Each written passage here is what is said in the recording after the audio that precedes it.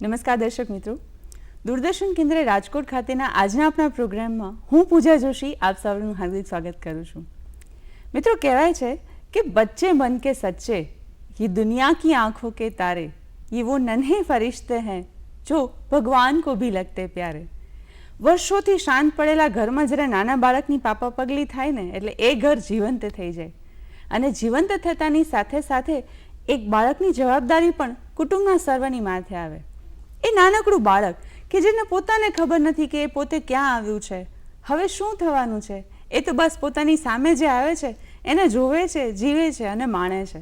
પણ સાથે સાથે જેમ જેમ એની ઉંમર વધે છે, જેમ જેમ એ સમાજના સંપર્કમાં આવે છે, ઘણી બધી મુશ્કેલીઓ, ઘણી બધી ગડમથલો એના મનમાં ચાલતી હોય છે.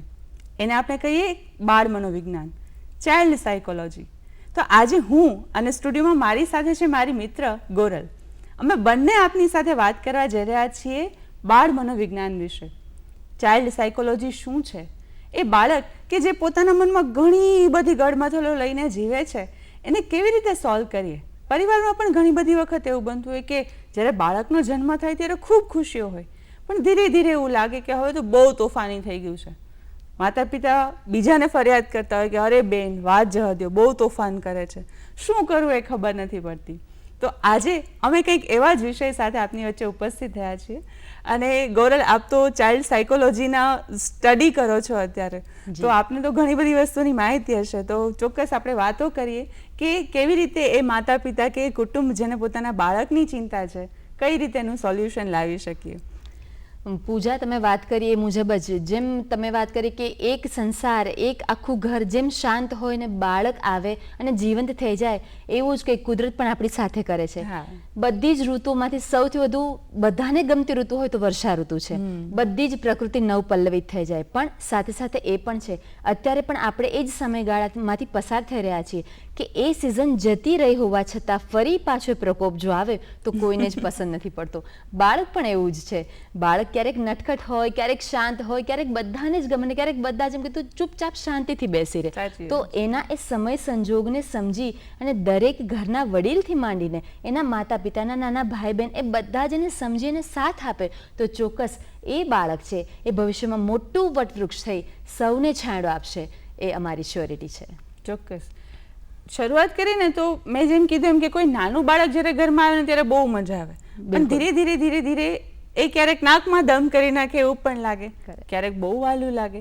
તો ગોરલ, શું કહેવાનું થાય છે કે એ બાળક જ્યારે સાવ નાની ઉંમરમાં હોય છે ત્યારે એની કેવી સાયકોલોજી હોય? પહેલાં તો બાળક જ્યારે 3 વર્ષની ઉંમરનું હોય ત્યાં સુધી એને સ્પૂન ફીડિંગ કરાવવામાં આવે છે. માતા પિતા સતત આગળ પાછળ રહે છે, સતત એનું ધ્યાન રાખે છે, પડી ન જાય ત્યારે ત્યાં નથી રમવાનું, અહીં આવી જા, જો પેલું કૂતરું આવ્યું અંદર આવી જા, સતત એને લઈને એ જ માહોલમાં એને રહેવાની ટેવ છે કે સતત હું કંઈક કરીશ અને મારી પાસે કોઈ આવશે અને મને રોકી લેશે. પણ જ્યારે એ બાળક 3 વર્ષનું થઈ કેજીમાં જાય છે, નર્સરીમાં જાય છે, તો ત્યાં એને આ સ્પૂન ફીડિંગ કરાવવામાં આવતું નથી. પોતાની જાતે એને પેન્સિલ લઈ અને પોતાની બુક ખોલી કયા પેજ નંબર પર ટીચર બોલે છે એ લખવું પડે છે. અને બહુ જ અગત્યની વાત, ભાષા. ઘરમાં ટોટલી જે મીડિયમમાંથી બાળક આવતું હોય એ કંઈ જ જોવામાં નથી આવતું. પોતાની મધર ટંગ બોલાવવામાં આવે છે. ગુજરાતી બોલતા હોય, ઇંગ્લિશ બોલતા હોય, હિન્દી. પણ આજકાલની સ્કૂલ અને માતા પિતાને એવો મેન્યા છે કે મારું બાળક પણ હાઈ પ્રોફાઇલ ભવિષ્યમાં થાય એટલે ઇંગ્લિશ મીડિયમમાં જ બેસાડવું છે. માટે એવી સ્કૂલોમાં બેસાડે છે જ્યાં બાળકને ગુજરાતીમાંથી સીધું ઇંગ્લિશમાં. તો કમ હિયર જ્યારે ટીચર કહે છે ત્યારે એને આ વર્ડ પોતાના ઘરમાં સાંભળ્યો જ નથી. તો બાળક આમ જોયા કરે છે અને ટીચર સીધો રિપોર્ટ કરે છે, બાળકને કંઈક તકલીફ છે, તમે આવીને મળી જાઓ. પણ બેઝિક પ્રોબ્લેમ એ છે કે એને લેંગ્વેજ જ ખબર નથી, તો શું રિએક્ટ કરવું, કેવી રીતે કરવું એને ખ્યાલ જ નથી. તો પહેલાં આ આપણે સાંભળવાની અને સુધારવાની જરૂર છે કે આપણા ઘરમાં બોલાતી ભાષા એ મીડિયમમાં બાળક જો ભણશે તો ચોક્કસ એ પોતાનું અવ્વલ સ્થાન પોતાની મેળે નક્કી કરશે. પણ જો બાળક એ ભાષાથી માહિતગાર નથી તો બાળકને ખબર જ નથી કે મને શું કમાન્ડ મળે છે અને મારે શું એ પ્રમાણે ફોલો કરવાનું છે. તો એક બહુ મોટો પ્રશ્નાર્થ છે. અને આમ બી જો તું ભાષાની વાતો કરે છે ને તો મને વિચાર એ પણ આવે છે કે તમે ઘરમાં જે ભાષા બોલો છો એ ભાષા બાળક શીખે છે. જી, બરાબર. આપણે એટલે તો માતૃભાષા કહીએ છીએ કે તમારા ઘરના આસપાસનું જે વાતાવરણ છે એ વાતાવરણ તમે એટલું પવિત્ર રાખો, એ તમારા શબ્દો અંદરો અંદર જ્યારે તમે વાત કરો છો, પરિવારના સભ્યો સાથે વાત કરો છો, ત્યારે એ વાત કરવાની જે લય છે એ જે લઢણ છે, એ શબ્દો છે, એ શબ્દો એ બાળક ગ્રેસ્પ કરવાનું છે. કેમ કે હું શિક્ષક છું તો મને ખ્યાલ છે કે શરૂઆતમાં અમને જ્યારે શિક્ષક તરીકે ભણાવવામાં આવતા હતા કે તમારે બાળકોને આવી રીતે ભણાવવાના છે, ત્યારે અમને કહેવામાં આવતું કે બાળક એક કોરી પાટી છે અને એ કોરી પાટી ઉપર લખવાનું છે. એ જવાબદારી માતા પિતાની પણ એટલી જ છે, એ જવાબદારી શિક્ષકની પણ એટલી જ છે. આમ તો જવાબદારી ના કહેવાય, પણ સાથે સાથે પોતાના પિયર્સમાંથી પણ એટલું શીખે છે. એના મિત્રો કેવા છે, એના સમવયસ્કો કેવા છે, એ શાળામાં જાય છે તો એ કોની સાથે ભણવા બેસે છે, શેરીની અંદર એ રમવા નીકળે છે તો એ કેવા બાળકો સાથે રમે છે. આ તમામ બાબતોની આ કાળજી એક માતા પિતા તરીકે જો લેવામાં આવે ને, એક વાલી તરીકે, તો એ બાળકનું ભવિષ્ય છે ને ખૂબ ઉજ્જવળ થાય. બાકી તો શું થાય કે ઘણી વખત આપણને ખુદને ખબર ન હોય કે આ શબ્દ આ ક્યાંથી સાંભળીને આવ્યો છે, મને નથી ખબર, ઘરમાં તો કોઈ આવું નથી બોલતું, તો આ કેમ આવી ભાષા બોલે છે. બાળકને ખબર નથી કે આને ગાળ કહેવાય, કે બાળકને ખબર નથી કે આ અપશબ્દ છે, પણ એ કોઈ પાસેથી સાંભળીને આવ્યો અથવા તો એના સમવયસ્ક પાસેથી સાંભળીને આવ્યું અને ઘરે આવીને એને પ્રયોગ કર્યો. જ્યારે સમવયસ્કો બોલતા હતા ત્યારે બધા એકબીજા સાથે મજાક મસ્તી કરતા હતા કે અરે આ કેવું બોલે છે, હસતા હતા. પછી જ્યારે ઘરે આવીને વાત સાંભળે છે અને ઘરે આવીને એને ઠપકો મળે છે, ત્યારે એના માટે એ જેને કહેવાય ને કે અસમંજસની સ્થિતિ થઈ જાય છે કે બહાર તો આ વસ્તુ સારી હતી અને ઘરમાં કેમ આવું કહે છે, મને કેમ બધા ખીજાય રાખે છે. તો ત્યારે એક માતા પિતાની જવાબદારી બને છે કે જ્યારે કોઈ બાળક પાસેથી આવું કંઈ સાંભળે છે, ખાસ કરીને નાનું બાળક, ત્યારે એને ખીજાવા કરતાં એને સમજાવવાની જરૂર છે કે આ સારું શબ્દ નથી, આ ખરાબ શબ્દ છે, અથવા તો આને આ રીતે બોલાય. મોટાને ક્યારે તુકારે બોલાવવામાં આવે છે તો ઘણી વખત આપણે ખીજાઈ જતા હોય, ન બોલાવે, પણ જ્યારે એને તમે પ્રેમથી સમજાવો છો કે બેટા આને આવી રીતે બોલાય. અને ખાસ કરીને બાળક છે ને, આપણે વાત કરશું કે ભાઈ એનો રોલ મોડેલ છે કોણ, તો કે એના માતા પિતા. એક્ઝેક્ટલી. તો ઘરમાં જેવું તમે એને વાતાવરણ પૂરું પાડશો ને, ઘરમાં જેવું તમે એને ડેમો પૂરો પાડશો, એ જ બાળક શીખવાનું છે અને એ જ એ રીતે આગળ વધવાનું છે. શું કહેવું છે? બરાબર છે. બાળ માનસ માટે થોન્ડાઇક કરીને એક બહુ જ સારા મનોવૈજ્ઞાનિક થઈ ગયા. એમણે બિલાડી પર પ્રયોગ કર્યો હતો. બિલાડી, એક બહુ જ મોટી બિલાડી અને એક નાનકડું બિલાડીનું બચ્ચું, બંને જ એક મોટા હોલમાંથી પસાર થઈ શકે, છતાં એણે બિલાડીના બચ્ચાના એટલે કે બચ્ચાના માનસને તપાસવા માટે એક મોટું હોલ પણ કર્યું અને બીજું નાનું હોલ પણ કર્યું. બંનેને જ્યારે જવાનો સમય થાય તો બંને મોટા હોલની બદલે મોટી બિલાડી મોટા હોલનો ઉપયોગ કરે, નાની બિલાડી નાના હોલનો ઉપયોગ કરે. પછી એને ટ્રેન કર્યું કે તું ભાઈ મોટા હોલમાંથી તારું શરીર નાનું છે તો તું તો પસાર થઈ જ શકે છે. બાળકનું માનસ પણ આવું છે. તમે જેમ વાત કરી એમ એટલું ઇઝીલી એ સમાજમાંથી મળતી કદાચ દૂષિત વસ્તુઓ હોય, પ્યોર વસ્તુઓ હોય, એટલું ઝડપથી ગ્રાસ્પ કરે છે કે આપણને પણ એ અંદાજ નથી હોતો કે અચ્છા આણે ત્યાં સાંભળ્યું હશે. અને હંમેશા માતા પિતાએ કરેલો બ્લેમ કે અચ્છા તે તો સ્કૂલમાંથી તું આ શીખીને આવ્યો છો, ધીમે ધીમે એ બ્લેમ ગેમ શીખવા માંડે છે. અને બાળકને ત્યારથી ખોટું બોલવાની આદત અને મારો વાંક બીજા ઉપર કેમ ઢોળવો એ આવડતું જાય છે. એટલે માતા પિતા ક્યારે ચર્ચા કરે છે, શું કરે છે, ક્યારે એની હાજરીમાં કેવા પ્રકારનો ઝઘડો કરવો, ક્યારે ટાળવો, એ બહુ જ જાણવાની શીખવાની બાબત છે. કે તમને એવું લાગે કે બાળક સાંભળતું નથી તો મોબાઈલમાં રમે છે, એના કાન તમારા તરફ જ છે, માત્ર અત્યારે એક્ટ કરે છે કે હું તો મારા કાર્યમાં બિઝી છું. ખરેખર એ માતા પિતાની ટોટલી શબ્દોથી સાંભળી એક્શન સુધી એને બધા જ એક્શન રિએક્શન ખબર હોય છે. તો આ બહુ જ અગત્યની વસ્તુઓ છે કે જેને આપણે ઘરના માહોલમાં એક સીમિત એરિયા રાખવાનો, કે આપણને ડિસઅપોઇન્ટમેન્ટ છે તો એ એરિયામાં જઈને પતાવે, નહીં કે એ બધાની જ વચ્ચે આવી ડિસઅપોઇન્ટમેન્ટ આપણું જાહેર કરીશું તો બાળક તો એને ઓબ્ઝર્વ કરવા માટે તૈયાર જ છે. ચોક્કસ ચોક્કસ.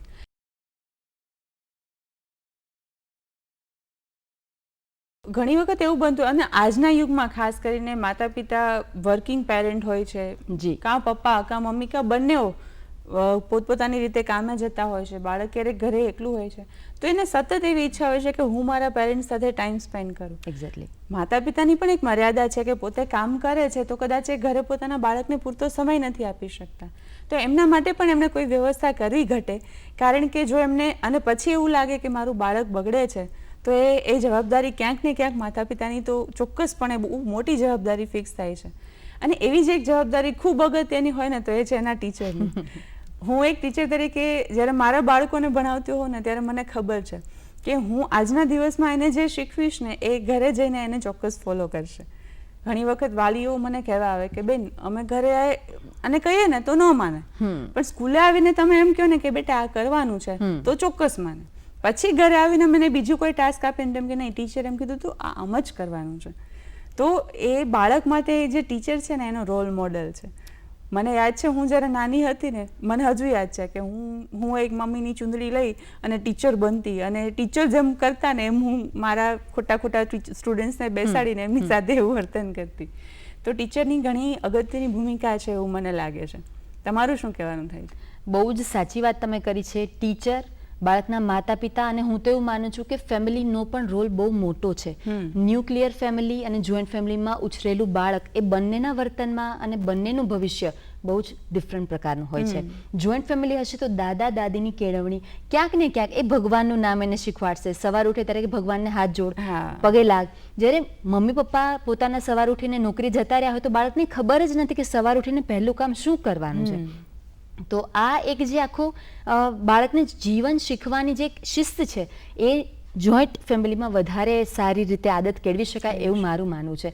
અને તમે જેમ વાત કરી એમ ટીચર અને માતા પિતાનો અદમ્ય, કારણ કે સમાજ જ્યારે કોઈ બાળક સારું કામ કરશે કે ખરાબ કામ કરશે, કાં પ્રશસ્તિ પણ એમની જ થશે અને કાં ટોકશે પણ એમને કે એને સારી શિસ્ત નથી મળી, એના માટે આવું થાય છે. એટલે માતા પિતા પોતાની જવાબદારી બખૂબી નિભાવે જ. ખાસ મને એક પ્રશ્ન એ છે માતા પિતા પાસેથી કે જ્યારે બાળક ખૂબ નાની એજનું છે ત્યારે માતા પિતાનું એક્સપેક્ટેશન બહુ જ હોય છે. પહેલા એ લોકો બાળક ઈચ્છતા હોય છે, પછી બાળક આવી જાય તો એને પોતે બર્ડન સમજે છે.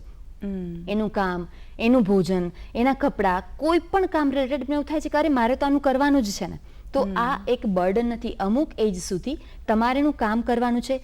ધીમે ધીમે પેરેલલી તમે એનું કામ તમારે એને શીખવાડવાનું છે કે તારા ચપ્પલ છે, તું અહીંયા શૂ રેકમાં મૂકી દે. એ શૂઝ મૂક્યા કે નહીં, તે તારું આ કામ કર્યું કે નહીં. જો એ આગળ પાછળ જઈ અને ચેક કરશે તો ધીમે ધીમે બાળકને ખબર પડશે કે ના આ રીત છે, મારા ઘરમાં આવું જ ચાલે છે. પણ જો એ જઈને બાળકનું કામ પોતે કરી આવશે, બાળકનું થાય હું તો અહીં બેસું છું ને તો કરે છે. આ એક આદત આપણે બનવા નથી દેવાની. એને જ્યારે તમે જુઓ છો કે આને બદલાવની જરૂર છે ત્યારે જ એને અટકાવો તો બાળકના માનસમાં ચોક્કસ ખ્યાલ આવશે કે ના મારે આ કરવાનું છે.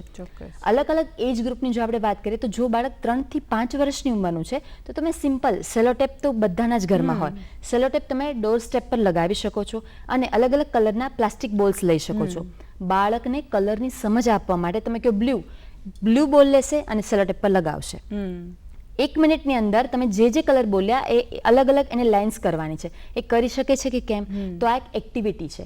એને માત્ર ને માત્ર મોબાઈલમાં, કારણ કે નાનું બાળક 3 વર્ષનું છે પણ એને મોબાઈલ કરતા આવડે છે, યુટ્યુબ પર પોતાને ગમતું ગીત જોતા આવડે છે. તો એવા સમયે તમને એમ થાય કે એને કેમ આવડે છે? કારણ કે એનું બ્રેઇન બહુ જ શાર્પ છે. અગ્રમગજ, ફ્રન્ટલ લોબ છે આપણું, એ હંમેશા ટેકનોલોજી સાથે બહુ જ સંકળાયેલું હોય અને આપણા પછીની આ તો કેટલા બધાની જનરેશન છે તો એને ટેકનોલોજીકલી કંઈ જ ટ્રેનિંગની જરૂર નથી. એ સાઉન્ડ છે જ. તો આપણે એની સાથે કોપઅપ કરવા માટે એને ફિઝિકલી એટલા એક્ટિવ રાખવા પડશે કે ફિઝિકલી ભાગદોડ કરીએ છીએ તો રાત્રે એની મેળે થાકીને સૂઈ જાય, આપણને હેરાન ના કરે, જેને આપણે મોટર સ્કિલ્સ કહીએ છીએ. એક્ઝેક્ટલી. તો આ જે એજ ગ્રુપ છે એ બધાને જ પોતાની એજ ગ્રુપને લઈને આપણે અલગ અલગ ગેમ્સ, એવી માઇન્ડ ગેમ્સ જેને માઇન્ડ મેપ્સ પણ કહીએ છીએ, બ્રેઇન સ્ટોર્મિંગ કહીએ છીએ, તો આવી ગેમ રમાડીએ તો બાળક પોતાની મેળે વિચારતું થશે અને પોતાની મેળે જ એવી નવી નવી ગેમ શોધશે કે ના આજે આપણે કાલે આ રમ્યા હતા, આજે આ કરીએ. તો એના વિશે પણ વિચારવા જેવું ખરું. અને એ પણ એ જ છે કે મોબાઈલની જ્યારે આપણે વાત કરીએ ને કે બાળકને મોબાઈલ માતા પિતા શરૂઆતથી જ એમ ઈચ્છે છે કે ભાઈ મારું બાળક જમવા નથી બેસતું, એને મોબાઈલ આપી દો. મોબાઈલ જોતા જોતા એ જાજુ જમે છે. ઘણી વખત મારા ઘરે નાના નાના બાળકો છે તો હું મારા એ લોકોને કહું માતા પિતાને કે ભાઈ એમને મોબાઈલ ના આપો જમવા ટાઈમે, એને જમવાની ટેવ પાડો, એમને જમવાની ટેવ પાડો. તો એ લોકોને કહેવાનું એમ છે કે મોબાઈલ આપીએ ને તો એ જાજુ જમે છે. એને ખબર નથી પડતી કે એને શું જમાડી દીધું, ધ્યાન એનું મોબાઈલમાં છે અને ખાતું જાય છે. તો અમે એને શાક રોટલી જમાડી દઈએ તો એ જમી લે છે. કોઈ પણ પ્રકારનો વિરોધ નથી કરતું કે ના મારે આ શાક નથી ખાવું કે નહીં મને ઓલું નથી ખાવું. પણ એના લીધે થઈને આપણે એ બાળકને કેટલી નકારાત્મક આદત પાડી દીધી છે કે ઘણી વખત એવું બનતું હોય કે મોબાઈલ વગર હવે જમશે જ નહીં, બરાબર? અથવા ક્યારેય ફ્રી બેઠું છે. સ્વાભાવિક છે કે આજકાલ લોકોનો માનસ એવો થઈ ગયો છે કે થોડા રિલેક્સ થવા માટે ફ્રી ટાઈમની જરૂર છે કે મારો સોલ ટાઈમ જોઈએ છે. મમ્મી ઘરના કામકાજથી કંટાળી ગયા તો એમ કે મારે રિલેક્સ થવું છે. તો જનરલી માતા પિતા શું કરે છે, બાળકને મોબાઈલ આપીને બેસાડી દે છે. કોઈ મહેમાન આવે અને બહુ દેકારો કરતા હોય, બાળકો તોફાન મસ્તી કરતા હોય તો મમ્મી પપ્પા ટીવી ચાલુ કરીને કાર્ટૂન શરૂ કરીને બેસાડી દે અથવા હાથમાં મોબાઈલ આપીને બેસાડી દે કે એ બાને શાંત બેસશે, અમને વાતો કરવા દેશે. પણ એ શું કામ એને ત્યારે શાંત નથી બેસતું? કારણ કે એના મગજમાં છે કે આની પહેલા જ્યારે મેં આવું કર્યું હતું ને તોફાન કર્યા હતા, ધીંગા મસ્તી કરી હતી કે મહેમાન આવ્યા ને કોઈને વાતું નહોતું કરવા દેતું ને ત્યારે મમ્મીએ મોબાઈલ આપી દીધો એટલે આ વખતે પણ મમ્મી આવું કરશે. તો એ છે ને જેને કહેવાય ને કે સ્માર્ટ કિડ થઈ ગયું છે અત્યારે. આપણે જેમ સાવ નાના હતા ને આપને જે સ્માર્ટનેસ એટલી બધી આપણામાં નથી ને એટલી સ્માર્ટનેસ આજકાલના કિડ્સમાં છે. તો માતા પિતા માટે ખાસ એટલું કહેવાનું કે એમને વારે વારે મોબાઈલ ના આપી દો, રાઈટ? કેમ કે મોબાઈલ આપવાથી એમનું એક માનસ સંકુચિત થઈ જાય છે. આમ તો જો કે અત્યારના માતા પિતા જે શિક્ષિત છે એમને ઘણી બધી વખત આ બાબતનું નોલેજ છે કે એમને રમાડો. તમને કદાચ કંટાળો આવે છે, તમે થાકી ગયા છો, તમે જોબ પરથી આવીને થાકી ગયા છો, તો પણ એને થોડો ટાઈમ આપો, because the child needs your time. જો એને ટાઈમ આપશો, એને થોડી રમતમાં એક્ટિવ કરશો તો સ્વાભાવિક રીતે એને મોબાઈલની ટેવ ઓછી થતી જશે અને એ તમારા એના પોતાના રૂટીન લાઈફમાં રમતોમાં કોન્સન્ટ્રેશન કરશે. કારણ કે જે રમતો છે ને ખાસ કરીને શેરી રમતો વગેરે. અને હા, એ પણ મને યાદ આવે છે કે આપણે ઘણી વખત શું થાય છે, બાળકોને આમ સંકુચિત આપણા એરિયામાં ઢાળીને રાખીએ છીએ કે અહીંથી બહાર નહીં જવાનું. જેમ કેમ શરૂઆતમાં વાત કરી કે ત્યાં ન જતું, કૂતરું છે આવતું અંદર. તો આપણે એને એક વાતાવરણમાં બાંધી દીધું છે, એક સિક્યોર વાતાવરણમાં બાંધી દીધું છે અને પછી જો એ ત્યાંથી બહાર નીકળશે ને તો એને બહુ અઘરું લાગશે. બરાબર છે ને? એટલે એ વાતાવરણમાંથી એને બહાર કાઢો, એને રમવા જવા દો, કંઈ વાંધો નહીં. એ પડશે, પડવા દો, કંઈ વાંધો નહીં. લાગશે ને સરખું થઈ જશે. પણ એને મોબાઈલ આપીને એની ટેવને બગાડવાની કશી જરૂર નથી એવું મને લાગે છે. બિલકુલ પૂજા, તમારી વાત એકદમ સાચી છે, પણ મને ખબર છે ત્યાં સુધી દરેક માતા પિતાનો પ્રશ્ન હશે કે અરે તમે તો કહો કે નહીં આપો, તો એનો સામે રસ્તો શું, એનો ઓપ્શન તો અમને આપો. તેના ઓપ્શન માટે હું એક તમને વાત કરું કે દરેક માતા પિતા જે અત્યારે અમને જોઈ રહ્યા છે, સાંભળી રહ્યા છે, એ એક ચાર્ટ બનાવે અને ચાર્ટ બાળકની આઈસાઇટ સામે રાખે, બહુ ઉપર નહીં, અને એમાં એવી જ એક્ટિવિટી એને માર્ક કરવાની છે કે જે બાળકના ગુડ બિહેવિયરમાં માર્ક થાય. બાળકે આજે યુટ્યુબ નથી જોયું, ટિક કરો. બાળકે આજે અમને સામો જવાબ નથી આપ્યો, ટિક કરો. ડેટ વાઇઝ, ડે વાઇઝ તમે ચાર્ટ બનાવો. વીકલી તમે એને સમરાઇઝ કરો કે આજે જો તારી ગુડ બિહેવિયરમાં આટલા આટલા ટિક્સ છે, બેડ બિહેવિયરમાં આટલા આટલા ટિક્સ છે. અને ધીમે ધીમે એ ચાર્ટની એને એટલી બધી આદત પડી જશે અને એ પોતાની રીતે જ ડિસિપ્લિનમાં આવતું જશે. અને મમ્મી પપ્પાને જે ફરિયાદ છે કે તમે તો કહો છો પણ મોબાઈલ વગર માનતું જ નથી, ધીમે ધીમે એ પણ સોલ્વ થઈ જશે. અને હંમેશા મનોવિજ્ઞાન એ એક ખાલી વાત જ નથી કરતું, એક સાબિત કરીને પણ બતાવે છે. તો રીઇન્ફોર્સમેન્ટ એટલે કે આપણે કહીએ કે એ વર્તન દ્રઢ બનાવવાની પ્રક્રિયા. તો એ વર્તન દ્રઢ બનાવવા માટે હંમેશા સારી બાબત પણ હોઈ શકે અને ખરાબ બાબત પણ હોઈ શકે. તો સારા વર્તન માટે જેમ શિક્ષકે તમે પણ એ કરતા જશો, તમારા વર્ગમાં જ્યારે કોઈ બાળક સારું બિહેવ કરતું હશે, કોઈ નંબર લઈ આવતું હશે, તમે એને એપ્રિશિએટ ક્લાસ સામે કરતા હશો. તો એનું એક અલગ જ રીઇન્ફોર્સમેન્ટ છે કે બાળકને એમ થાય કે અરે મારે આખા ક્લાસ સામે મારી પ્રશસ્તિ કરી તો મને બહુ જ મજા આવી. તો એ સેકન્ડ ટાઈમ એના કરતાં વધુ ચડિયાતું વર્તન કરવાની અપેક્ષા રાખશે. માતા પિતાએ પણ જો બાળકનું સારું વર્તન છે તો ઘરના દરેક સભ્યોની વચ્ચે બાળકને બોલાવી અને એને એપ્રિશિએટ કરવાનું છે કે તારું આ વર્તન બધાને બહુ જ હેલ્પફુલ થયું અને તારે કારણે બધાની જો આ મહેનત બચી ગઈ તો નેક્સ્ટ ટાઈમ તું આ કરીશ ને તો બધા જ તને એક વાલી કરશે. તો એક નાનકડી કિસ્સી પણ બાળકને એવું લાગે કે મારો પરિવાર મારો છે અને મારું કેટલું મહત્વ છે. તો એવી જ રીતે ખરાબ બિહેવિયર હોય, મહેમાન આવ્યા હોય ને બાળકે ચીસ પાડીને ના પાડી હોય, ટીવી હું બંધ નહીં કરું, તો એવા સમયે બધાએ જ દરેક સભ્ય એને ઇગ્નોર કરવાનો છે. આ પણ એટલું જ જરૂરી છે. તમને એમ થાય કે મહેમાન છે અત્યારે નથી કહેવું, પછી કહેશું, તો એકવાર સમય ગયો પછી એ સમય પાછો નહીં આવે. શિક્ષા અને પ્રશસ્તિ બંને એ જ સમય થશે તો જ એનું મહત્વ બાળકને સમજાશે. ઘણીવાર માતા પિતા એ સમય જવાની રાહ જોતા હોય છે ને પછી એમ કહે છે પાછળથી એને જોઈ લઈશ. પાછળથી જોશો તો એ વ્યક્તિને એની અસર નહીં થાય. માટે બાળકને એ જ સમય જોવાની ટેવ પાડો, એ જ સમયને ખીજાવ, ચાહે કેટલાય પણ લોકો હોય. અને જો એને એવોર્ડ આપવાની વાત છે, એની પ્રશસ્તિ, તો એ જ સમય. તો સમય સાચવવાની વાત અહીંયા માતા પિતાએ જરૂર નોંધ લેવા જેવી છે. ચોક્કસ.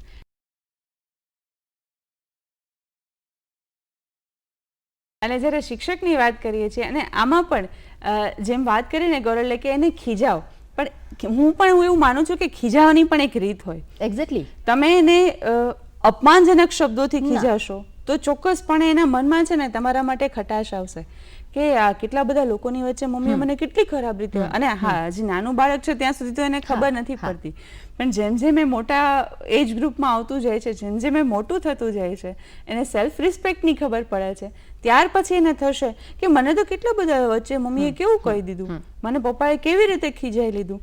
તો એ એના માનસ પર ચોક્કસપણે ખરાબ અસર પણ પાડશે. ખીજાવ છો તો પણ એ ખીજાવવાની એક રીત રાખો કે જેથી કરીને એ સમજે આપણે ખીજાય છે શા માટે કે એ વર્તન બીજી વખત ન કરે. પણ જો એને સારી રીતે ખીજાવ છો, ખીજાવવાની પણ એક જો સારી રીત તમે કેળવી નાખો તો ચોક્કસ એના મનમાં માનસિક રીતે એ નકારાત્મક અસર નહીં ઊભી થાય. વાત કરીએ જ્યારે શિક્ષકોની, ત્યારે મેં ઘણા બધા શિક્ષકો એવા જોયા છે કે બાળકને જ્યારે ભણાવવામાં આવે છે ત્યારે હમણાં જ રિસેન્ટલી જે પેપર ચેકિંગની વાત જ્યારે ચાલતી હતી તો પછી શું થાય કે પેપર ચેક કરી લે ને શિક્ષકો, પછી બાળકને આપે કે ભાઈ તારા આટલી ભૂલો છે, તું એને ચકાસી લે કે ક્યાં ક્યાં ભૂલો પડી છે, બરાબર. તો એ ચેકિંગ સમયે પણ એવું બની શકે કે ચોકડી મારવા કરતાં એની ભૂલોને તમે રાઉન્ડ કરીને આપો અને જ્યાં સાચું છે ત્યાં તમે સાચું કરીને આપો. કેમ કે પહેલેથી છે ને બાળ મનસમાં એ ચોકડીની બહુ નેગેટિવ અસર ઊભી થયેલી છે કે લાલ પેનથી ચોકડી મારેલી હોય કે લાલ પેનથી કંઈ એવું માર્ક કરેલું હોય તો એને ચોક્કસ આમ દેખાય આવે. અને જ્યારે રાઇટ કરેલું હોય ને ત્યારે આપણને પણ ગમે છે કે આપણા પેપરમાં રાઇટ કરેલા હોય તો આપણને એ જોવાની મજા આવે. વાત બહુ નાની એવી છે પણ ઘણી અસર કરતા છે.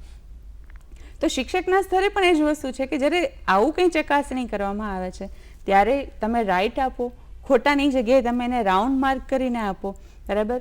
શાળામાં જ્યારે લેસન તપાસવામાં આવે છે ત્યારે પણ હમણાં જ એક અનુભવી શિક્ષક સાથે વાત થઈ, એમના અનુભવની વાત એમણે મને કરી કે ભાઈ જ્યારે બાળક બહુ સારું કામ કરે છે તો એને 2-3 સ્માઇલી આપો, પણ થોડું ઓછું કામ કરે છે તો એને 1 સ્માઇલી તો આપો જ, જેથી કરી અને એના મનની જે નેગેટિવ છાપ છે કે ભાઈ મારી બેનપણીને 2 સ્ટાર મળ્યા પણ મને 1 તો મળ્યો, તો મારે હવે બીજા 2, 3, 4, 5 સ્ટાર માટે મહેનત કરવાની છે, જેથી કરીને એ હતાશ પણ ન થાય અને એને અપ્રિસિએશન પણ મળે કે મારે આગળ જતાં આવું કરવાનું છે. શાળાની અંદર જો તમે આવા વાતાવરણમાં જોતા હોય ને તો ઘણી વખત એવું બને કે મારી જ શાળામાં એવું છે કે એક શિક્ષકે એવું બાળકોને શીખવાડ્યું છે કે ભાઈ સ્ટોન્સ છે ને તો સ્ટોન્સને તમારે કાઉન્ટ કરવાના છે. પહેલા ધોરણના બાળકોને ચાલતા તો નહીં પણ લાઈક એને 1 થી 10 ની ગણતરી શીખવવી છે, 1 થી 100 એકડા શીખવવા છે, તો એ સ્ટોન ઉપર ચાલવાનું છે, પાડી ઉપર ચાલવાનું છે અને પાડી ઉપર કેટલા સ્ટોન્સ છે એ ગણતા જવાના છે. એટલે એનું 2 in 1 કામ થાય છે. એનો માઇન્ડ ત્યાં સેટ થાય છે, એ પાડી ઉપરથી પડશે નીચે તો આઉટ ગણાશે, એટલે નીચી પાડી છે તો એની ઉપરથી જો એનું બેલેન્સ જશે તો આઉટ ગણાશે. એટલે એને બેલેન્સ પણ કરતું રહેવાનું છે, એને કાઉન્ટ પણ કરવાનું છે અને એને સાથે સાથે માઇન્ડ ગેમ પણ રમવાની છે કે પોતે કેટલા સ્ટોન્સ ચાલ્યા, 1 to 100 માંથી તેને કેટલા આવડ્યા આંકડા. તો એક ટીચરનો બહુ અગત્યનો રોલ છે કે કઈ રીતે પોતાના બાળકને, પોતાના સ્ટુડન્ટને વાળે છે. વાળવો શબ્દ છે ને બહુ અગત્યનો છે કે જ્યારે કોઈ બાળક કોઈ બીજા રસ્તે છે તો એને વાળવાની રીત પણ તમને આવડવી જોઈએ. ખીજાઈને, ગુસ્સો કરીને કે અપશબ્દો બોલીને વાળવા કરતાં જો એને સારી રીતે વાળવામાં આવે ને તો એ બાળક તમને કાયમી યાદ રાખશે. તમે જેમ કીધું એમ કે બાળક માટે પ્રાઇમરી લેવલ છે એ એની આખી જિંદગી એને યાદ રહેશે. કદાચ અત્યારે આપણને કોઈ કહે કે 2 મિનિટ માટે આંખ બંધ કરો અને તમારી સ્કૂલ સમયની પ્રાર્થના યાદ કરો તો તમને જે પેલી પ્રેયર યાદ આવશે ને લગભગ એ પ્રાઇમરી સમયની જ હશે.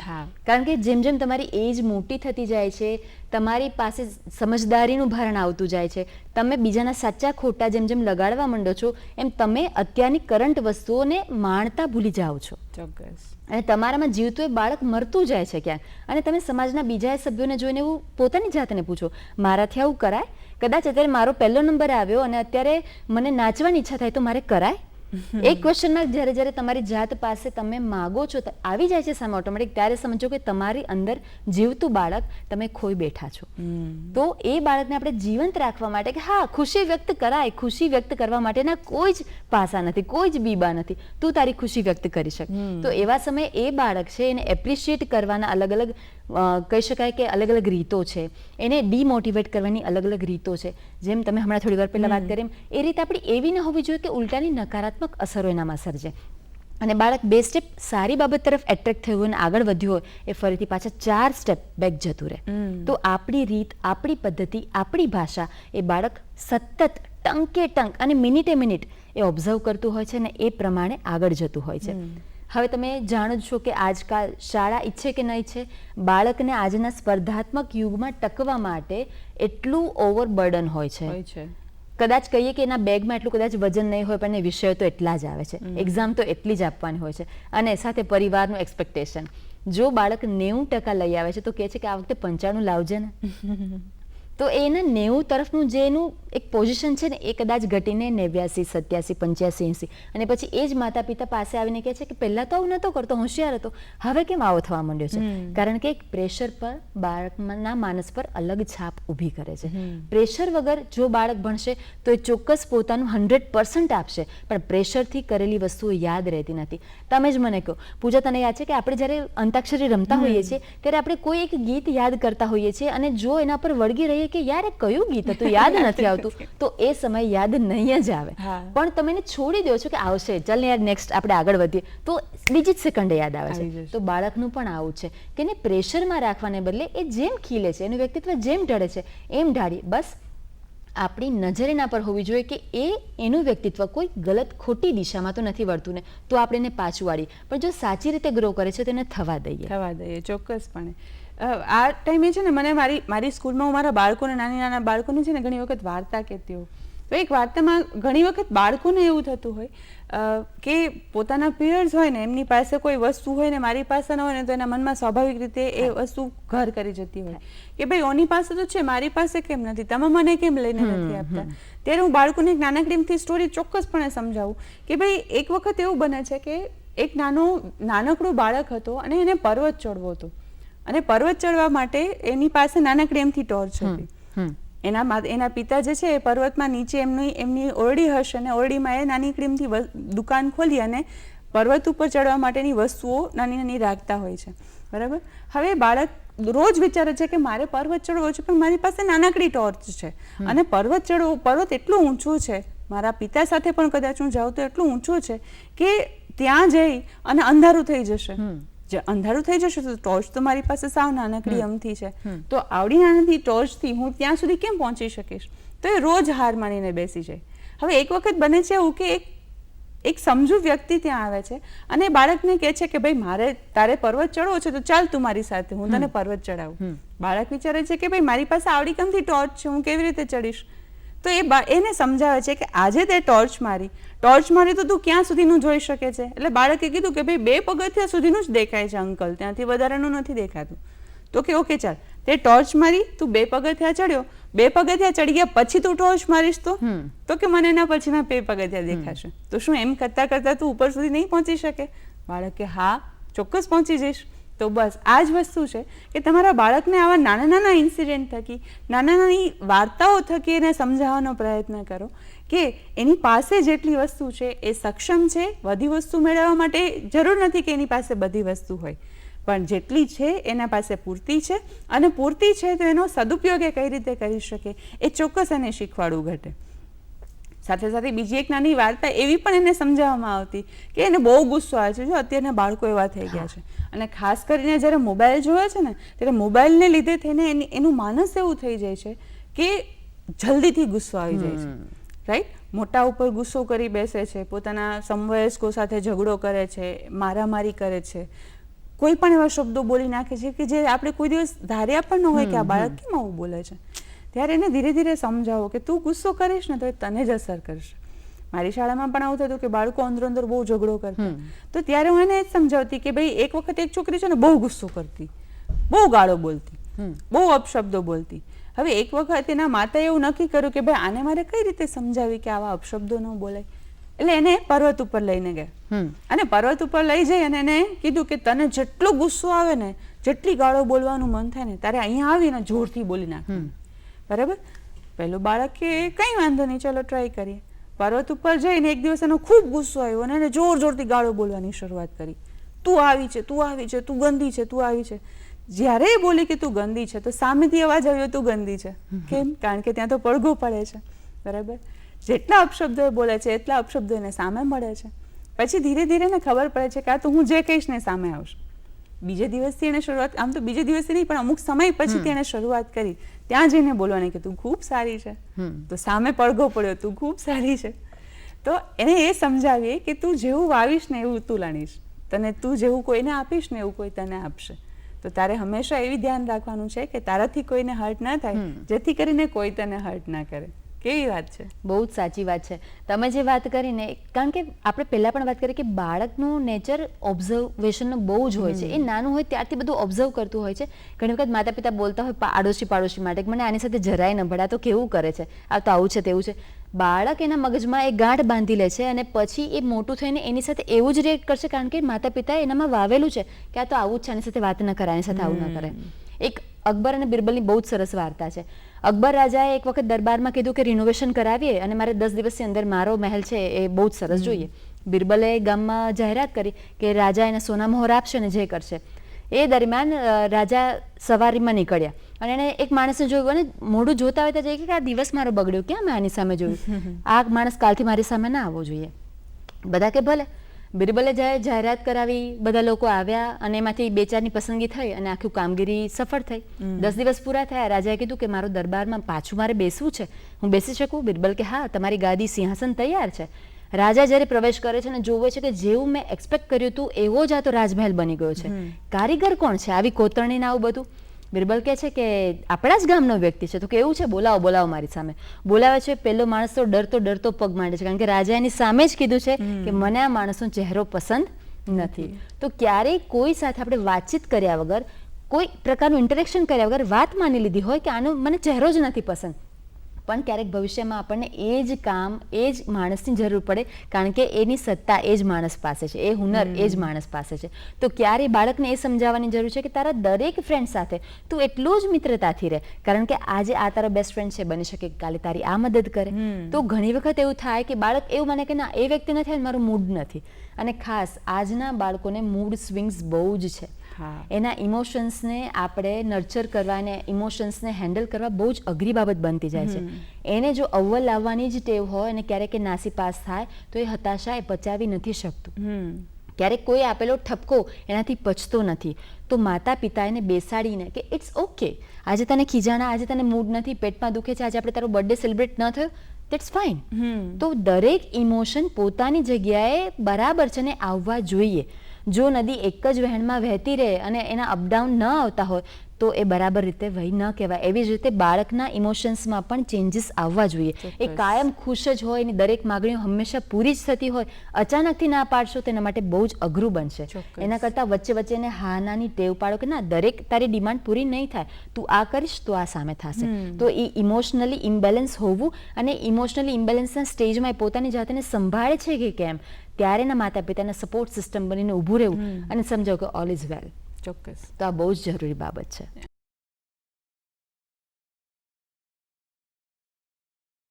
આમ બી એ જ્યારે એના ગ્રોથના સ્ટેજમાં છે, ડેવલપમેન્ટના સ્ટેજમાં છે, ત્યારે તો ચોક્કસ એને આ બધી મેનેજ શીખવવી પડે. અને મેનેજ કઈ રીતે શીખવવી પડે કે એને ખબર પણ નથી કે મને શીખવાડી દીધું, બિલકુલ, અને આપણે નહીં શીખવાડીએ, એ ખૂબ અગત્યની જવાબદારી પેરેન્ટના પક્ષે બને છે. માનો કે કોઈ મારા જ ઘરની અંદર એક નાની દીકરી છે કે ભાઈ એના મમ્મી ઘણી વખત ફરિયાદ કરતા હોય કે ભાઈ એ છે ને એના રૂમને મેસઅપ કરીને રાખે છે. હવે આવડી મોટી થઈ, હવે તો એને આટલી બધી વસ્તુ આવડવી જોઈએ, પોતાના કપડાં સંકેલીને મૂકતા આવડવા જોઈએ, પોતાનો રૂમ ચોખ્ખો રાખતા આવડવો જોઈએ, નાઈ છે તો એકદમ એને પોતાની રીતે એના નેલ્સ કટ હોવા જોઈએ, એના વાળને વિખેરેલા ન હોવા જોઈએ, આ બધી વસ્તુ એને ખબર હોવી જોઈએ. ચાલો, મમ્મી કહે છે કે હું એને વાળ તો ઓળી દઉં, એને તૈયાર તો કરી દઉં, પણ હવે એને એના કપડાં તો સંકેલીને મૂકતા આવડવા જોઈએ ને. તો આવી ફરિયાદ સામે આપણે એવું કરી શકીએ કે ભાઈ એને એક વખત એને ચાન્સ આપો કે ભાઈ માની લો કે એનો રૂમ આપણને અસ્તવ્યસ્ત લાગે છે તો એક ચેલેન્જ આપો કે ભાઈ જો આજના દિવસે તું તારો રૂમ વ્યવસ્થિત રીતે રાખીશ તો તને દિવસ પૂરો થયે તારો રૂમ ચેક થશે. રૂમ ચેક થશે ને જો મસ્તીનો રૂમ હશે ને તારો તો તને 10 રૂપિયાનું ઇનામ મળશે. આવું રોજનું નિયમ કરી નાખીએ. 10 નહીં તો 5 રૂપિયા રાખીએ, 5 નહીં તો 1 રૂપિયો રાખીએ. જો એ બાળક માટે છે ને 1 રૂપિયો પણ એટલો જ કિંમતી છે. અને હા, એ 1 રૂપિયો ક્યારે કિંમતી છે ખબર છે? જ્યારે તમે એને ખૂબ ઝાઝા પૈસા ન બતાવો ને ત્યારે. બાળક જ્યારે નાનું હોય ને ત્યારે તમે ઘણી વખત એને એની બધી ડિમાન્ડ્સ પૂરી કરી દો. જેમ ગોરલે વાત કરીને કે એની બધી ડિમાન્ડ્સને પૂરી ના કરો, એને પૈસાની વેલ્યુ થવા દો. ઘણી વખત આપણે એવું વિચારતા હોય કે ભાઈ અમે નાના હતા ને ત્યારે અમારા માતા પિતા અમારી આટલી આટલી ઈચ્છાઓ કન્ડિશન્સને લીધે પૂરી નથી કરી શક્યા, તો અમે અમારા બાળકોને બધું આપીએ. એ જે માગે છે ને એને આપીએ, અમે એની ઈચ્છાઓ પૂરી કરીએ. એને જ્યાં જવું છે ત્યાં લઈ જઈએ, એને જ્યાં ખાવું છે ત્યાં ખવડાવીએ, એને જે પહેરવું છે એ લઈ દઈએ, એને જે રમવું છે એ લઈ દઈએ, ભલે ને ભારેમાં ભારે કેમ ન હોય, મારું બાળક છે, એકનું એક બાળક છે, મેં નથી કર્યું તો કાંઈ નહીં, એ તો કરે. પણ આના ને આના વિચારોની, આ જ વિચારોમાં આપણે એ બાળકની ટેવોને બગાડીએ છીએ. તો એને વેલ્યુ થવા દે કે એક રૂપિયો પણ કેટલો કિંમતી છે. અને એ વેલ્યુ એને ત્યારે થશે જ્યારે એ નાનું છે ને એને સતત તમે નવી વસ્તુઓ ના આપે રાખો. હા, ઘરનું બાળક છે એટલે આપણને એમ થાય કે એને લાડ લડાવું. આપણી પાસે લાડ ના કરે તો કોની પાસે કરે? એમાં ખાસ કરીને બા દાદા હોય ત્યારે તો ચોક્કસ કે ભાઈ આપણી પાસે લાડ નહીં કરે તો કોને કરશે, ને આપણે આને લાડ નહીં લડાવીએ તો કોને લડાવશું. પણ એમાં ને એમાં આપણે ક્યાંક ને ક્યાંક એની ટેવોને બગાડતા હોઈએ છીએ. તો એને પૈસાની પણ કિંમત થવા દો, અને પૈસાની કિંમત થાય છે પછી એને એક રૂપિયો કેમ કમાવો ને એને શીખવવા દો. જેમ મેં હમણાં વાત કરી કે ભાઈ રૂમ અસ્તવ્યસ્ત છે તો એના માટે એક ચેલેન્જ છે કે તારો રૂમ જે દિવસે વ્યવસ્થિત હશે, તારો રૂમ ચેક થશે અને વ્યવસ્થિત હશે તો તને એ દિવસનું ઇનામ મળશે. બરાબર? ભલે એનો તમે એક જ રૂપિયો રાખો છો, એને આપણે પૈસાની લાલચ પણ નથી બતાવી કે ઇનામ મળશે તો હું કામ કરીશ, એ લાલચ પણ એને નથી બતાવી. પણ જેમ જેમ આપણે આ વસ્તુને એને અપ્રિશિએટ કરતા જશું, એને પ્રોત્સાહન આપતા જઈશું, એ પ્રોત્સાહનની ઘણી બધી હકારાત્મક અસર ચોક્કસ તમને એના વર્તનમાં જોવા મળશે. બરાબર? તો આ વસ્તુની આપણે ખાસ કાળજી રાખીએ કે એનું વર્તન કેવી રીતે હકારાત્મક બને. વાત કરીએ ટીનેજર્સની, કેમ કે એ બાળક ધીરે ધીરે જેમ જેમ મોટું થશે, આપણે એમ કંઈક નાની હતી ને ત્યારે બહુ ડાય હતી, હવે તો કોણ જાણે શું થઈ ગયું છે ને એ જ ખબર નથી પડતી. તો આપણે ટીનેજર્સ વિશે વાત કરીએ કે જ્યારે એ એજમાં પહોંચે છે ત્યારે આપણે એને કેવી રીતે કાળજી રાખવી જોઈએ. તમને શું લાગે છે? પૂજામાં એવું છે કે તમે જેમ શબ્દ વાપર્યો, ટીનેજ એક એવું વયનું ગ્રુપ છે, એવું જૂથ છે કે જેમાં પોતાના થતા શારીરિક ફેરફારો, અવાજમાં આવતા ફેરફારો, એને કારણે જિજ્ઞાસા પણ ઘણી બધી હોય છે. બાળક પોતાનામાં થતા ફેરફારો સમજી નથી શકતું, એને કારણે પોતાના મમ્મી પપ્પાને પૂછતા ક્ષોભ અનુભવે છે અને પોતાની મેળ જે ભાષામાં સમજાય સમજી બેસે છે કે હા આવું જ હશે એવું. તો આ ક્યાંક એના સુષુપ્ત ખ્યાલો છે કે જેને કદાચ કોઈને પૂછ્યા નથી, કન્ફર્મ કર્યું નથી, પૂછી શકાય એવું નથી, અને સિલેબસમાં આવતા એ ચેપ્ટર્સ પણ શિક્ષકો દ્વારા સ્કીપ કરાવવામાં આવતા હોય છે, જેને કારણે પણ એને પૂરતું જ્ઞાન મળ્યું નથી. તો આ જે જ્ઞાન નથી મળ્યું અને આ જે એક રેખા વચ્ચે ખેંચાઈ ગઈ છે, જેને કારણે બાળકમાં એ જિજ્ઞાસા વધે છે. અને જે આપણે જોઈએ છીએ અત્યારે નાની એજમાં રેપના કેસીસ વધતા જાય છે, નાની બાળકી, તો માતા પિતા તો ધ્યાન રાખતા જ હોય કે કેવા કપડાં પહેરવા જોઈએ, શું કરવું જોઈએ, પણ છતાં આ જે જિજ્ઞાસા વૃત્તિ એ કુવૃત્તિ તરફ આગળ વધે છે અને બાળક આવા ખોટા કામો કરે છે. તો ટીન એજના બાળકોને સમજવા માટે ખાસ જરૂરી છે કે એના મૂડ સ્વિંગ્સને સમજો. ટીનેજમાં જ્યારે બાળક છે ત્યારે એને એવું લાગે છે કે હું કાંઈક છું, આઈ એમ સમથિંગ, ત્યારે એનો જે આઈ છે ને કેપિટલ થઈ જાય છે. આઈ હંમેશા આમ કેપિટલ જ હોય, પણ આ એજમાં ખાસ એ કેપિટલને હાઇલાઇટ કરે છે બોલ્ડ અક્ષરથી કે મને કોઈ કંઈ કહેવાનું નહીં, હું જે કરું એ સાચું. સ્કૂલમાં પણ પોતાનું જો વર્ચસ્વ હોય, આગળ ચાલી અને પોતાને લીડર બનવાની ટેવ હોય, તો જો સ્કૂલના ફ્રેન્ડ સર્કલ એનું કોઈ આનાકાની કરશે તો એ પણ એને પસંદ નહીં પડે, મમ્મી પપ્પા રોકશે તો એ પણ પસંદ નહીં પડે. તો એવા સમયે ખાસ માતા પિતા એના ફ્રેન્ડ્સ બની એની સાથે બેસી દરરોજ રાતે ડે ટુ ડેનું કે આજે શું કર્યું, તારું નેક્સ્ટ ડેનું પ્લાનિંગ શું છે, એ સમજી વિચારી એની સાથે વાતચીત કરી. જેટલી વાતચીત થશે એટલી આ અવસ્થા છે ઝડપથી અને બહુ આસાનીથી પાર થઈ જશે. કારણ કે આ સમય એવો છે કે જ્યારે ટ્યુશન જવા માંડે છે, જ્યારે પોતાના બધા ફેરફાર લઈને દોસ્તાર મિત્ર મંડળમાં વાતચીત થતી હોય ત્યારે સાંભળે છે, બધું અનુભવે છે, પણ કદાચ પોતાના મનની વ્યથા કોઈને કહી નથી શકતું. તો આવા સમયે આપણે એની વ્યથા સમજીને ખાસ એના માતા પિતાથી બેસ્ટ અત્યારે કોઈ જ ન હોઈ શકે એઝ અ ફ્રેન્ડ કે એને સમજી, અને કારણ કે એના આખો દિવસ સાથે હોવાથી એને ખબર છે કે દરરોજની રૂટીન ક્રિયા આ છે અને મારા બાળકને હું આ સમજાવીશ તો એ કરી લેશે. ચોક્કસ. તો એક નાની નાની એવી વસ્તુને તમે આપો કે એને ભાવતું બનાવી અને એની પેટમાંથી અંદર જે દુખતી વાત છે તમે કઢાવી લો કે આજે તને શું ટેન્શન થયું તું મને કે. આ જ અવસ્થા એવી છે કે જ્યારે એને વિજાતીય આકર્ષણ પણ થાય, શરૂઆત થાય. જો તમે રોકશો તો એ વસ્તુ ત્યાં જશે ને જશે. એના કરતાં એને સમજવાનું કે આ એજ પ્રોપર નથી બેટા, ભવિષ્યમાં આપણે એ તરફ જવાના જ છીએ, પણ અત્યારે તારું કામ આ છે. એટલે હંમેશા કોઈ પણ એજનું બાળક હોય, શું કરવું અને શું ન કરવું, એ ખાલી ન કર એ કહેવા કરતાં આ કરાય અને આ ન કરાય એ જો સ્પષ્ટ સમજાવી દેશું તો એના જે મનનો ભેદ છે એ ઉકેલાઈ જશે અને બાળકને ખબર છે કે આ કરાય અને આ ના કરાય. ચોક્કસ. તો આ એજમાં ખૂબ જરૂરી છે કે માતા પિતાની સાથે બેસી એને સમજાવે કે ના બેટા તું આ કર અને આ ના કર. તો મારું માનવું તો આ છે કે આ એજ ખરેખર એવી છે કે સ્લીપરી એરિયા છે બહુ જ. જો આ એજમાં સ્લીપ થયા તો એ બાળકને સંભાળવું કદાચ અઘરું બને, અને જો આ એજ સમયસર અને બહુ સરસ રીતે પસાર થઈ ગઈ તો એ બાળકનું ભવિષ્ય ખૂબ સુંદર રીતે. અને એ એજનું પાયો છે ને ખરેખર એનું બાળપણ છે. એક્ઝેક્ટલી. જો બાળપણમાં એની એવી ટેવો વિકસાવેલી હશે ને, માની લો કે એને વાંચનની ટેવ વિકસાવેલી હશે, આપણને ખબર છે કે એ બાળક વાંચવું છે ને, મોટાભાગની લોકો માટે લગભગ 100%માંથી આપણે કહીએ તો કે 70% લોકો એવા હશે કે જેમને વાંચનમાં રસ નથી હોતો. 30% પબ્લિક એવી છે કે જે લોકો વાંચનમાં ઝાઝો રસ ધરાવે છે. પણ આપણે બાળકને કદાચ નાનપણથી એને સ્ટોરી બુક્સ વંચાવીએ, એને ભલે ને એને કાર્ટૂન મૂવીઝમાંથી અથવા કાર્ટૂન દેખાડીને એની સ્ટોરીઝ એને વંચાવીએ, ત્યાંથી એનો વાંચનનો રસ કેળવીએ. માની લો કે ભગવદ્ ગીતા છે અથવા બીજા એવા કોઈ શ્લોકો છે, એને બાળપણથી એને કંઠસ્થ કરાવવાનો પ્રયત્ન કરી. કારણ કે મેં અનુભવ્યું છે કે આ તમામ વસ્તુઓ છે ને ત્યારે કદાચ એને અસર એટલી બધી નહીં કરે, પણ જ્યારે એ બાળક મોટું થશે ને ત્યારે એને બહુ અસર કરશે. બરાબર. ઘણા વખત પહેલાં મેં એક બાળક એવું જોયેલું કે જે બહુ નાનું, જ્યારે એનો જન્મ થયો હતો ને ત્યારે એ બાળક ઘણી બધી રીતે સક્ષમ ન હતું. એ જોઈ નહોતું શકતું, એ સાંભળી નહોતું શકતું, એના વોકલ કોર્ડ્સ પ્રોપર ન હતા. એના ઇવન ડૉક્ટરે એમને એના વાલીને એવું કીધેલું હતું કે આ બાળક જો જીવશે ને તો એને બહુ અસર કરશે, એનું જીવન છે ને બહુ સારું નહીં હોય, એના જીવનમાં ખૂબ સ્ટ્રગલ હશે. અને એના જીવનમાં તો સ્ટ્રગલ હશે, સાથે સાથે એના માતા પિતા, કારણ કે એમને જ એને મોટું કરવાનું છે, તો એમના જીવનમાં પણ એટલી સ્ટ્રગલ હશે. પણ એ સમયે એમના દાદાએ એટલો ચેલેન્જ સ્વીકારેલો કે ના, મારે આ બાળકને જીવાડવું પણ છે અને હું આ બાળકની જવાબદારી લઉં છું કે હું આને મોટો મારી રીતે કરીશ. અને બાળપણથી ભલે એના ત્યારબાદ એના ઘણા બધા ઓપરેશન્સ થયા, એના કોર્ડ્સને લગતા, કાનને લગતા, નાકને લગતા ઓપરેશન્સ થયા, પણ પછી ધીરે ધીરે એ બાળક ભલે પછી જોઈ તો નહોતું જ શકતું, પણ લિપિના થ્રુ એ બાળકને શ્રીમદ ભગવદ્ ગીતા છે, વેદો છે, પુરાણો છે, ઉપનિષદો છે, એનું જ્ઞાન ધીરે ધીરે એના માતા પિતાએ એને આપવાનું શરૂ કર્યું. બરાબર. કદાચ થોડું થોડું સાંભળી શકે છે તો એને સતત અમુક શ્લોકો, અમુક સારા ભાષણો છે, અમુક ગીતો છે સારા કે જે એના સંસ્કારમાં સિંચન થવાનું છે, એવા ગીતો એને સંભળાવવાનો પ્રયત્ન કરે છે કે જેથી કરીને કદાચ 100માંથી એ બાળક 20% પણ સાંભળશે ને તો 20% પણ એના મગજમાં, એના કાનમાં એ વસ્તુ જશે અને એના મગજમાં જશે. તો એ જે પોઝિટિવ વાઇબ્સ છે ને તમારી આસપાસના, એ બાળકને બહુ અસર કરે છે.